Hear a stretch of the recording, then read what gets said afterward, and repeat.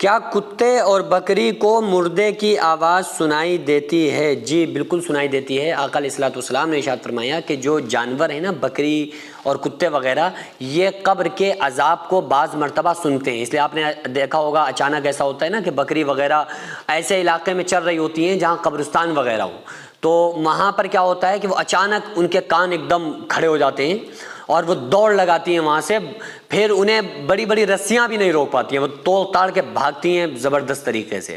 یہ عام طور سے جو گاؤں دیہات والے ایریا علاقے ہوتے ہیں نا، وہاں عام طور سے ایسا ہوتا ہے۔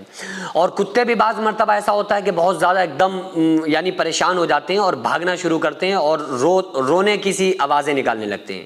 تو اس کی وجہ ہی یہی ہوتی ہے کہ آقا علیہ الصلوۃ والسلام نے ارشاد فرمایا کہ بعض مرتبہ جو قبروں میں عذاب ہو رہا ہوتا ہے، یہ جانور اس کو سن لیتے ہیں۔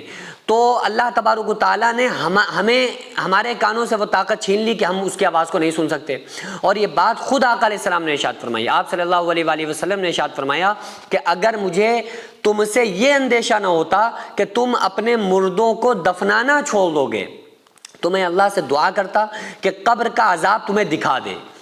اور لیکن آقا علیہ السلام نے ارشاد فرمایا مجھے اندیشہ یہ ہے کہ تم پھر اپنے مردوں کو نہیں دفناؤ گے۔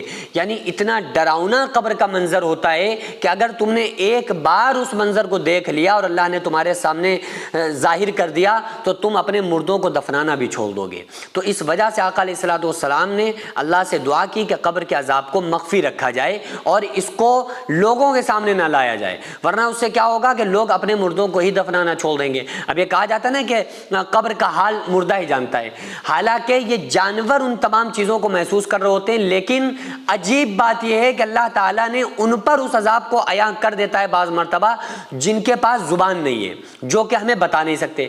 اچھا، اگر ہم دیکھ لیں قبر کا عذاب یا ہمیں قبر کا عذاب سنائی پڑ جائے تو پھر ایمان بالغیب کا مطلب کیا ہے؟ پھر غیب کی باتوں کا مطلب کیا بچا؟ یعنی الذین یؤمنون بالغیب، جو قرآن کہہ رہا ہے کہ ایمان والے وہ ہیں جو غیب کی باتوں کو مانتے ہیں۔ تو غیب کی باتیں یہی تو کہ جو ہمیں رسول اللہ صلی اللہ علیہ وآلہ وسلم نے بتلا دیا، ہم نے دیکھا نہیں دیکھا ہمیں کوئی فرق نہیں پڑتا، بس ہمارے نبی نے بتا دیا ہم نے مان لیا، آقا علیہ السلام نے بتا دیا اللہ ہے ہم نے مان لیا۔ بڑی بڑی آسمان کی خبروں کو ہم نے مان لیا، یہ تو زمین کے اندر کی خبریں، ان کو ہم کیوں نہیں مانیں گے؟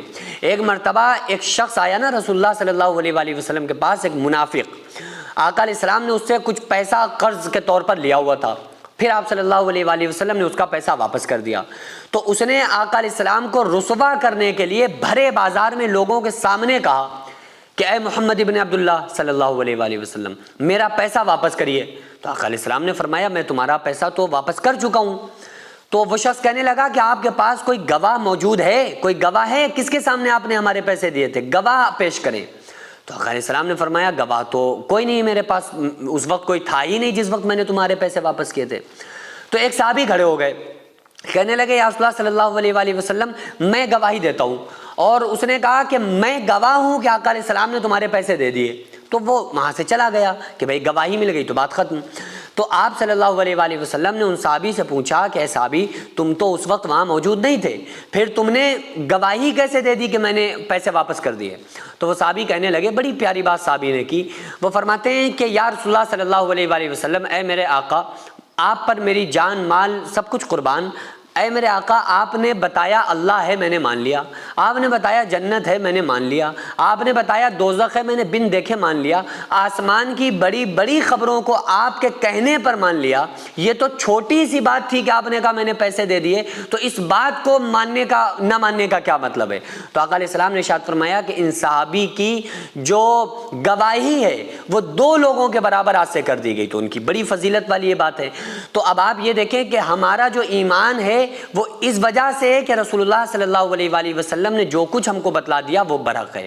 حضرت عثمان غنی جب قیامت کا، پلسرات کا، جہنم کا تذکرہ سنتے تھے تو اتنا نہیں روتے تھے جتنا قبر کو دیکھ کر روتے تھے۔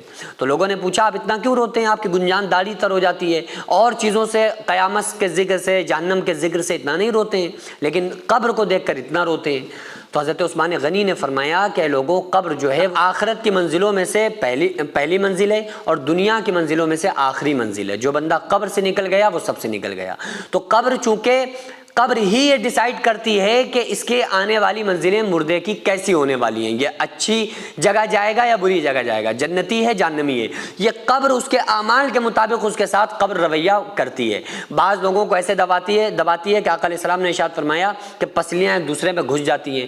بعض نیک لوگوں کے لیے قبر حد نگاہ کشادہ کر دی جاتی ہے، جہاں تک مرحوم کی قبر میں نگاہ پہنچتی ہے نا، وہاں تک اس کی قبر کو چوڑا کر دیا جاتا ہے، کشادہ کر دیا جاتا ہے۔ سینکڑوں ایسے غریب پریوار جو فاقہ کر کے زندگی گزار رہے ہیں، اور بہت سے ایسے مجبور لوگ جو غربت کی وجہ سے بیماریوں سے جوجھ رہے ہیں اور ان کے پاس علاج کرانے کے لیے بھی پیسے نہیں ہیں، تو ان غریب فیملیز کو ہر مہینے ہماری سوسائٹی راشن دیتی ہے اور ان غریبوں کا فری میں علاج کراتی ہے۔ تو آپ لوگ ہمارے ساتھ مل کر ان بیوہ عورتوں اور یتیم بچوں کا سہارا ضرور بنیں اور ان کے راشن اور دوا علاج کے لیے زیادہ سے زیادہ تعاون کریں، اور یہ ارادہ کریں کہ غریب کے بچوں کو انشاءاللہ بھوکا نہیں سونے دیں گے، اور ہر ہفتے ہر مہینے آپ لوگوں سے جو بھی ہو سکے آپ تعاون ضرور کریں۔ ان کو 10 سال سے جو لوگ بستر پر پڑے ہوئے ہیں، انشاءاللہ تعالی ہم سب مل کر ان غریبوں کا علاج بھی کرائیں گے، اور ہر مہینے انشاءاللہ تعالی ان غریبوں کو ہم راشن پہنچائیں گے۔ یہ سوسائٹی کا اکاؤنٹ نمبر ہے اور یہ اسکینر ہے، آپ لوگ اس اکاؤنٹ پر یا اس اسکینر کے ذریعے آپ غریب فیملیز کی ہیلپ کر سکتے ہیں۔